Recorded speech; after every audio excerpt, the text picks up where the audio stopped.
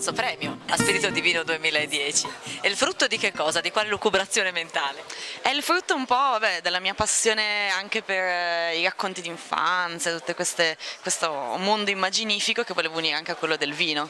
Quindi è nato tutto da proprio solo, penso fosse la parola Pinocchio, questa idea di combinare i nomi dei vini con i nomi legati alle favole, alle fiabe, dare un po' questa atmosfera anche magica all'ambiente del vino. Ecco, tu sei friulana, quindi insomma sai bene che qua c'è una cultura del vino. Prima del concorso non ti era mai capitato di associare appunto questo prodotto alla tua passione, quella della satira? No, ancora non mi era successo, però questa è stata una grande occasione per farlo e per scoprire anche quanto fosse divertente. E senti, è stato immediato quando hai scoperto innanzitutto dell'esistenza del concorso? È stata una creazione così d'amblè oppure ci hai pensato, meditato, è stato frutto di pensieri, di giornate trascorse magari su un foglio bianco? No, giornate trascorse sul foglio bianco no, però idee che arrivavano all'improvviso e che avevano bisogno di essere subito disegnate o messe su carta, quindi proprio piccole intuizioni. Grazie Maria Teresa, congratulazioni. Prego, grazie a voi, buona serata.